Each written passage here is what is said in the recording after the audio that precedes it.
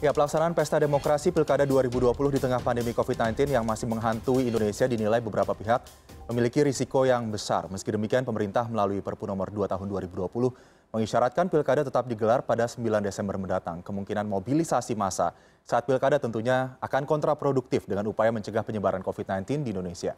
Menakar risiko pilkada saat pandemi akan kami bahas bersama narasumber yang telah bergabung melalui sambungan Zoom. Langsung saja saya sapa. Yang pertama ada Revolusi Riza Zulverdi, Kepala Peliputan CNN Indonesia. Mas Revo, selamat malam.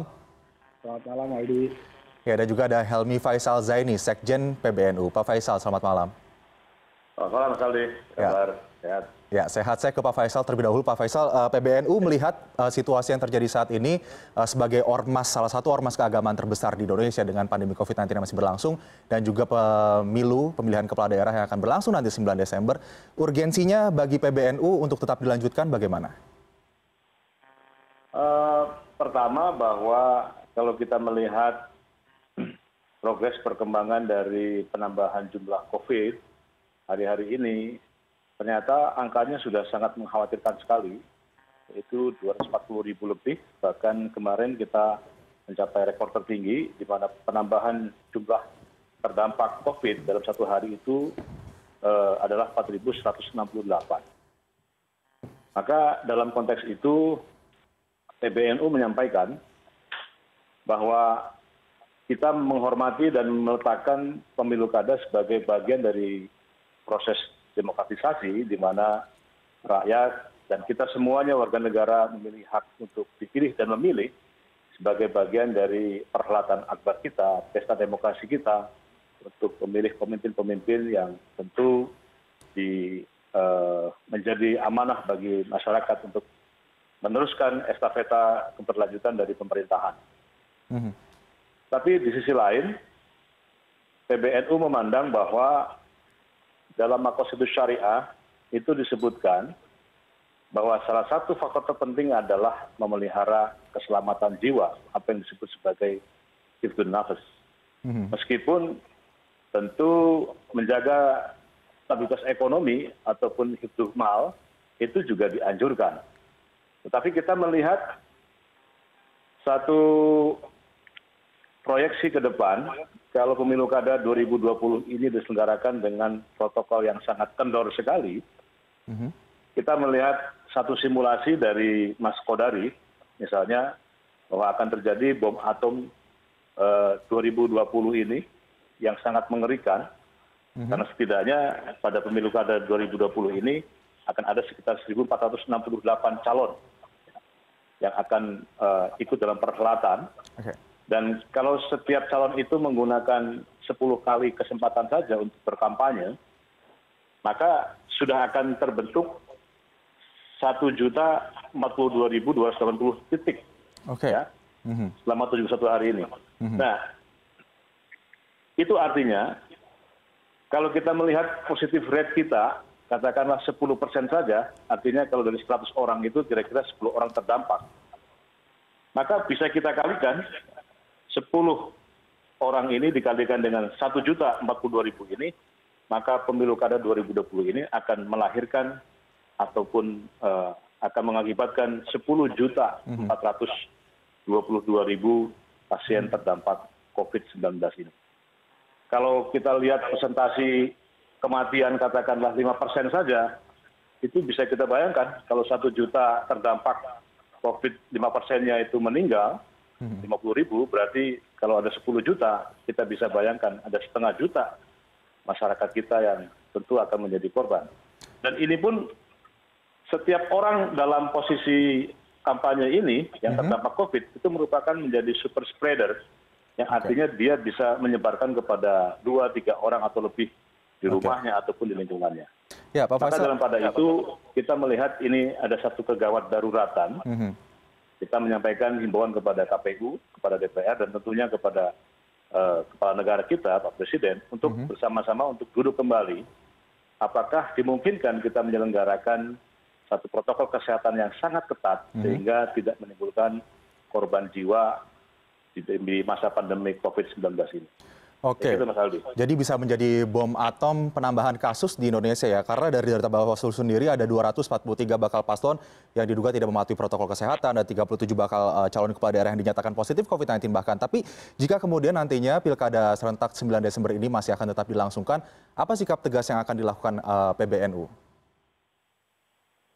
Ya, kami tentu akan terus menyampaikan, ya sebagai ormas tentu sekali-kali bisa juga menjadi semacam watchdog gitu, menyampaikan kepada seluruh penyelenggara ini agar mari kita sama-sama renungkan bahwa saya menyetir apa yang disampaikan oleh Gus Dur, bahwa yang lebih penting dari politik itu adalah kemanusiaan. Kita harus pikirkan setiap satu orang nyawa itu tidak bisa kita tukar dengan 50 triliun sekalipun atas kerugian seorang ataupun satu perusahaan. Baik. Tapi kita juga mengerti bahwa dampak dari COVID ini tentu ini telah Dampaknya besar ya tentunya. ya bukan dampaknya hanya besar sekali. bukan hanya NU saja yang Bagi sudah kami ini memberikan adalah rekomendasi ini. menjaga keselamatan jiwa setiap warga negara itu adalah sesuatu yang harus kita pertimbangkan. Bahkan juga sudah ada petisi begitu ya untuk kemudian pemerintah meninjau ulang dan melakukan penundaan terhadap pilkada serentak ini. Saya ke Mas Revo. Mas Revo, ini kurva penambahan kasus di Indonesia masih tinggi. Tiap harinya penambahan kasus kita masih terus mengalami kenaikan begitu. Kita belum bisa flattening the curve gitu. Tapi kalau kita lihat juga ada kepentingan, ada banyak sekali kepentingan di pilkada serentak 2020 yang juga diklaim sebagai salah satu pemilihan atau pemilu terbesar begitu di Indonesia. Bagaimana sebetulnya kita media memposisikan diri terhadap kurva yang masih tinggi dan juga kepentingan-kepentingan lainnya yang menjelang pilkada serentak ini? Ya, terima kasih.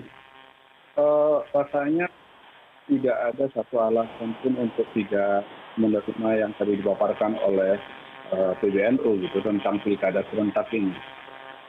Kita di ruang editorial kita juga sering berdiskusi tentang pelaksanaan pilkada ini. Jadi kan begini, pilkada ini akan digelar di 270 daerah. Jumlah pemilih diperkirakan sekitar 100 juta orang. Nah, artinya ada, kalau misalkan pelaksanaan pilkada ini, tahapan-tahapan pelaksanaan pilkada ini masih sama seperti yang berlangsung seperti yang kemarin lah ya, ketika kita lihat masa-masa deklarasi, kemudian masa-masa pendaftaran calon, itu rasa-rasanya pemilih atau rakyat Indonesia ini keselamatannya akan dipertaruhkan. Nah, kan ada satu filosofi yang mengatakan jika salus populi suprema lex atau keselamatan rakyat itu adalah hukum tertinggi. Nah, di ruang editorial kita ini berdiskusi tentang hal ini. Pilkada ini adalah pesta rakyat. Rasanya tidak lucu kalau misalkan keselamatan rakyat itu dipertaruhkan dalam sebuah pesta. Gitu. Jadi kita melihat kemarin yang tadi Aldi sampaikan, Bawaslu melaporkan pada hari Kamis 17 September 2020 kemarin ada 243 pelanggaran protokol yang dilakukan oleh bakal pasangan calon atau partai politik. Gitu kan. Pelanggaran itu antara lain tetap mendaftar sekalipun bakal calon dinyatakan positif COVID-19, kemudian ada kerumunan, arak-arakan pendukung, tidak physical distancing, tidak melampirkan hasil pemeriksaan uji swab dan sebagainya gitu.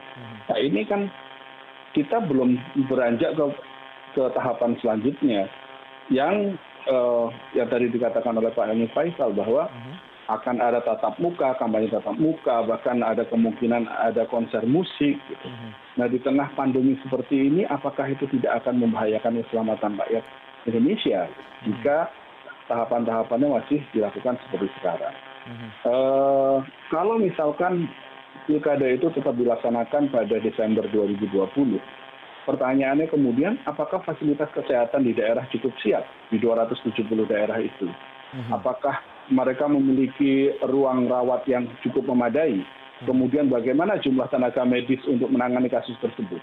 Ada nggak laboratorium yang cukup untuk melakukan tes di daerah-daerah tersebut?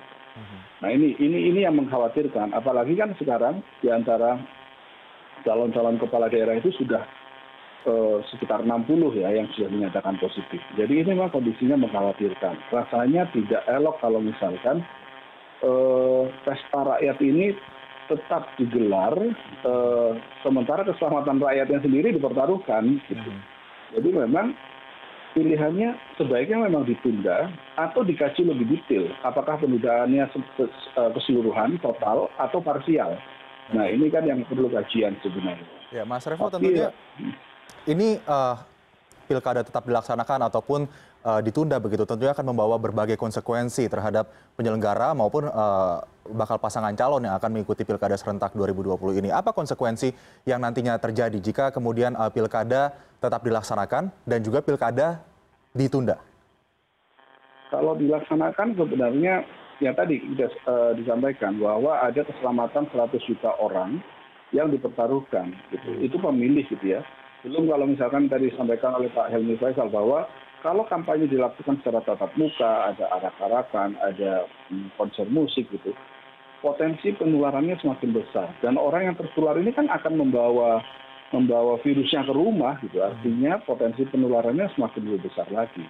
Itu keselamatan rakyatnya.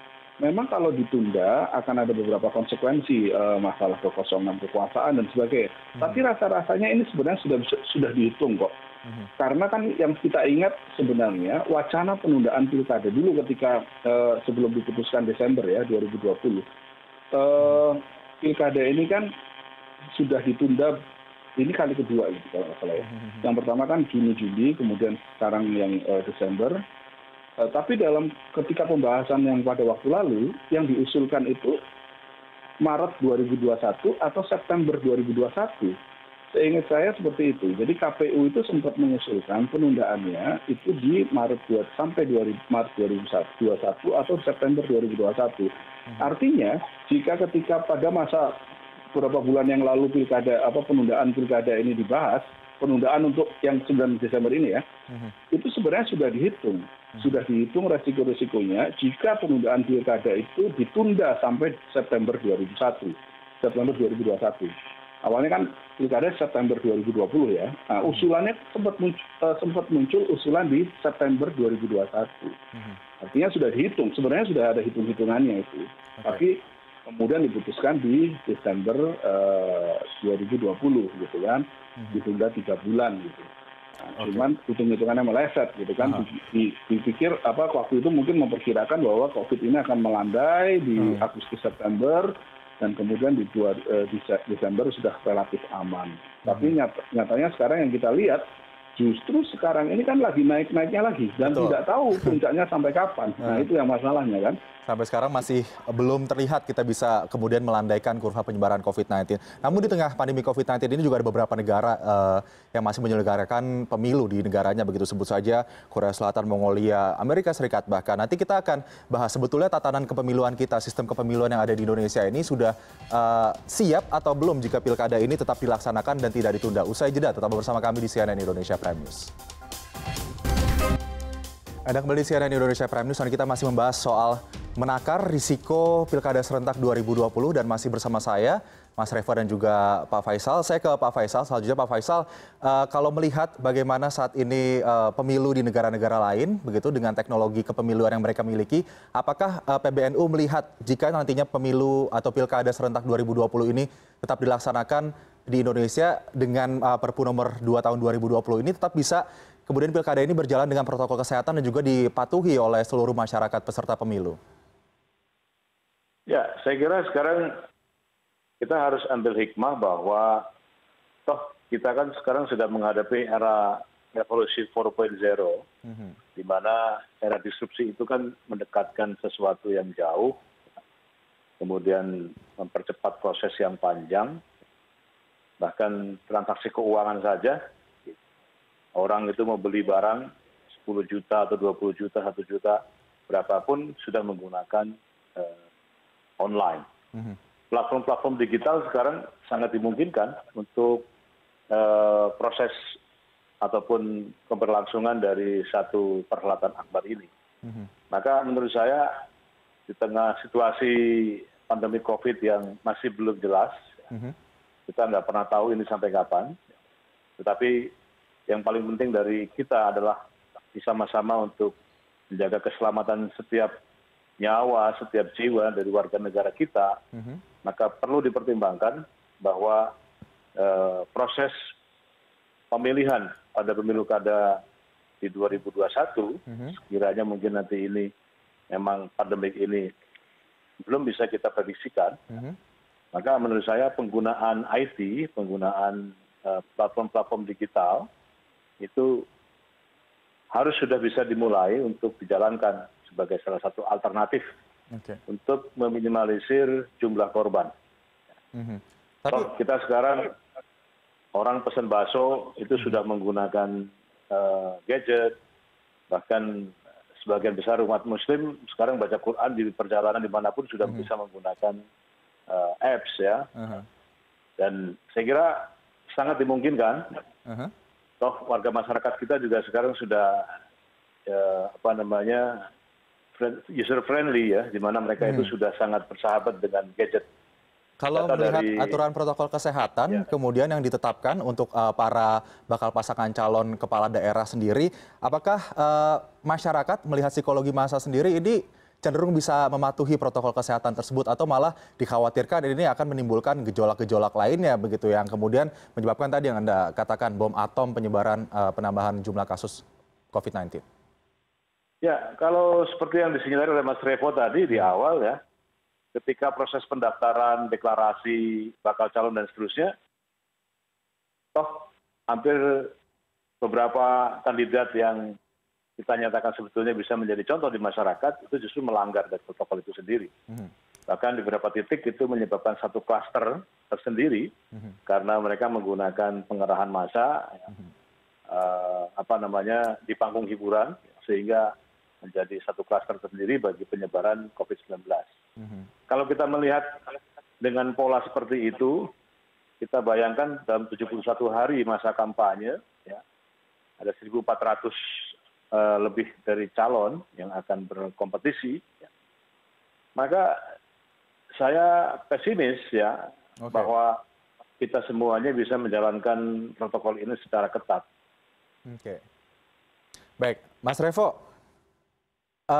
Terkait dengan massa yang kemudian tidak bisa menahan diri tetap mengantar para bakal pasangan calon pilihannya melakukan pendaftaran begitu ya, dan juga kemudian nantinya apakah berbicara soal psikologi massa, jika nantinya pilkada ini ditunda, apakah ada kemungkinan atau bagaimana potensi gejolak yang akan timbul di antara para pendukung para bakal pasangan calon di pilkada?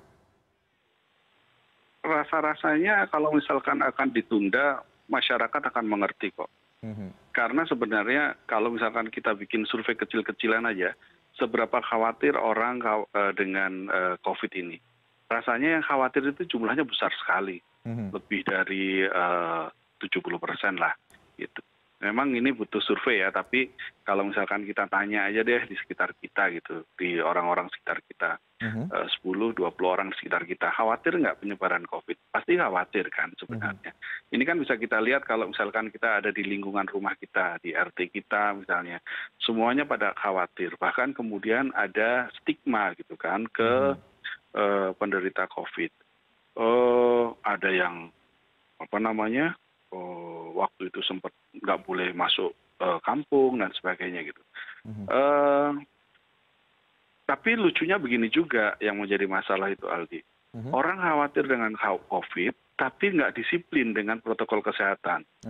Jadi kalau misalkan pilkada ini tetap dilaksanakan dalam masa sekarang ya, tidak masih dalam kondisi yang pandemi masih tinggi-tingginya seperti ini, maka apakah ada jaminan orang itu akan disiplin dalam protokol kesehatannya? Sementara yang tadi yang bakal calon saja, yang bakal calon kepala daerah ini, pelanggarannya ada 243 gitu kan. Nah, ini kan sebenarnya kalau misalkan calon leadernya saja melanggar protokol, bagaimana dengan masyarakat yang biasa? Nah, ini yang kita lihat sekarang gitu. Bahkan ada 37 bakal pasangan calon kepala daerah dinyatakan positif COVID-19 ya. Silakan dilanjutkan, Mas Revo. Iya. Nah, sementara beberapa pasangan calon kepala daerah ini tetap merasa bahwa pertemuan tatap muka, kampanye tatap muka itu penting buat mereka. Nah, ini yang jadi persoalan kan. Sekarang kita mungkin ada teknologi daring seperti yang kita lakukan sekarang ini kan. Cuman apakah efektif buat mereka gitu, buat pasangan calon. Nah ini pertanyaan lanjutannya, karena yang kita baca dari beberapa penuturan calon kepala daerah, seperti calon kepala daerah di Tangerang Selatan misalnya, itu kan mengatakan secara terang-terang mengatakan bahwa tatap muka itu penting. Nah sementara kalau misalkan tatap muka, orang cukup disiplin nggak? Bisa nggak misalnya tatap muka itu dilaksanakan dengan saling menjaga jarak? Bagaimana mungkin kalau misalkan, apalagi kalau misalkan ada konser musik gitu. Betul. Nah ini yang dilemanya di situ gitu. Nah, dia kalau misalkan ditunda, sebenarnya rasa-rasanya orang akan paham lah dengan kondisi sekarang ya. Apalagi sekarang ini pertambahannya cukup besar kan, sampai 4.000 setiap hari, itu luar biasa. Dan diperkirakan kan masih akan terus membesar seiring jumlah tes yang dilakukan juga semakin masif. Gitu. Oke, dan kalau melihat saat ini PBNU sudah memberikan rekomendasi untuk ditunda dan juga sudah ada petisi juga dari masyarakat yang disebarkan melalui online untuk kemudian menunda pilkada. Mungkinkah nantinya pemerintah akan mengabaikan hal-hal ini dan tetap show must go on, begitu pilkada serentak tetap dilakukan? Bagaimana harusnya bisa mengambil sikap terkait dengan rekomendasi-rekomendasi yang diberikan oleh ormas-ormas yang cukup besar di Indonesia? Harusnya tidak ya. Bagaimanapun PBNU ini, Nahdlatul Ulama ini kan organisasi massa terbesar di Indonesia.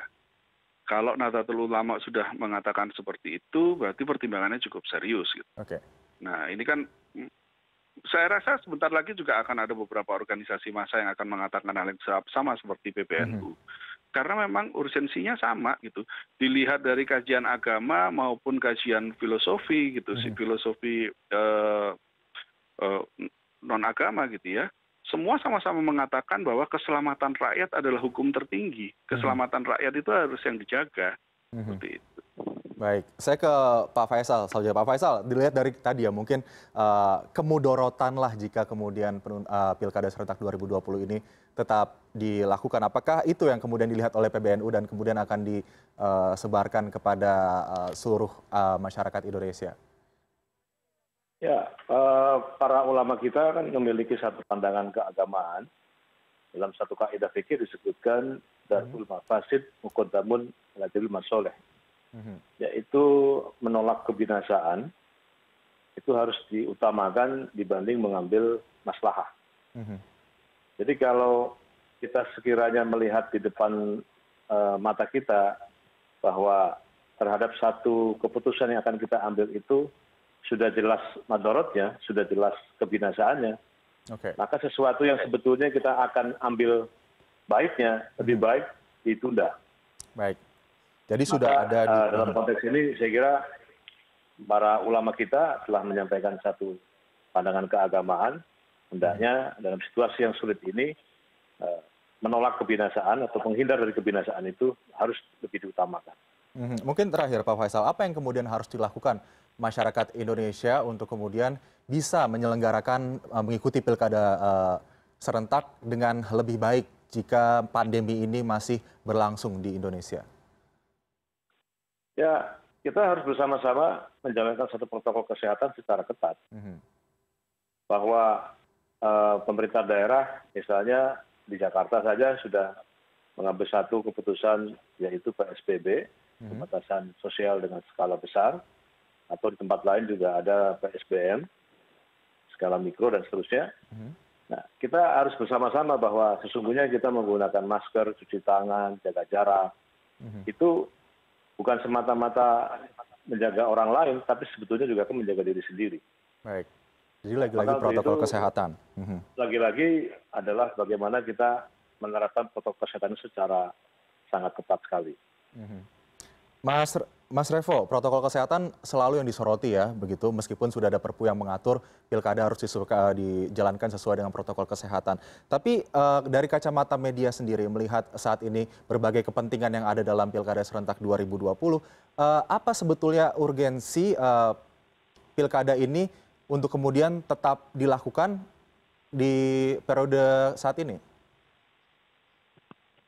Ya kalau pilkada ini nanti tetap dilaksanakan sesuai jadwal Desember gitu ya, kemudian korbannya muncul gitu ya, muncul banyak klaster, maka sejarah yang akan mencatat gitu kan, bahwa siapa yang akan bertanggung jawab di sini. Berarti kan Dalam aturannya berarti adalah pemerintah, DPR, dan KPU. Kalau misalkan terus dilaksanakan. Memang ada pilihan lain kalau misalkan terus dilaksanakan, tentu dengan protokol kesehatan yang sangat ketat. Masalahnya apakah warga kita cukup disiplin untuk menjalankan protokol kesehatan.